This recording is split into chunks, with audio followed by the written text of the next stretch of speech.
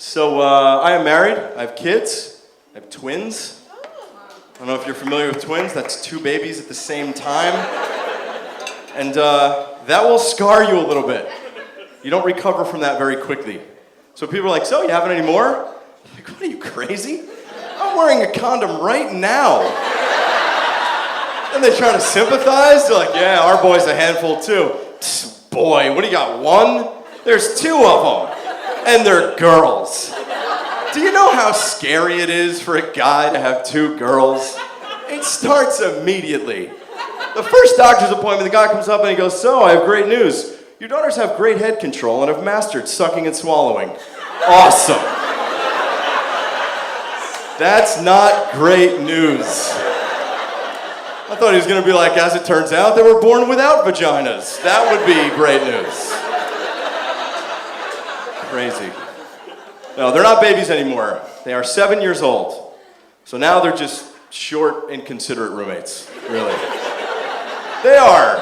I mean, they're like your roommate freshman year in college. Like, you didn't pick them. You had no say in who you got. And one day they just showed up. And in the beginning it was cool. And then one day you come home and they're laying on your bed in their underwear eating cereal. You know? And now that they're older, like my whole weekend is consumed with things that they want to do.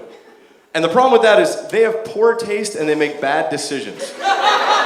So everything they want to do isn't anything that I want to do.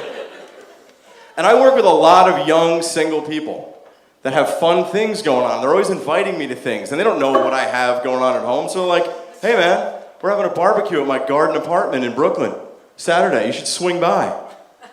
Swing by? Do you have any idea what my life is like? I live with my wife and two kids in New Jersey. I have to take a highway, 2 bridges, and a tunnel just to get to you. What is it, Saturday? Let's see. Nope, can't do it Saturday. 2 birthday parties and a puppet show to go to on Saturday. And no, I can't go see Arcade Fire that night either. The only Arcade Fire I'm going to see is if they burn my pizza at Chuck E. Cheese. Just a bitter guy, I guess. Just jealous of their single lives. I will say this, though. I appreciate things that they think are miserable.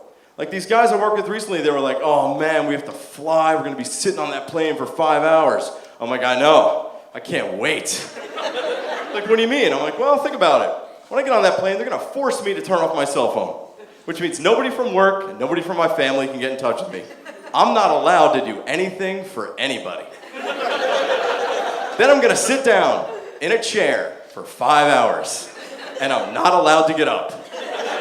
Do you know the only time I sit down when I'm home is when I pee?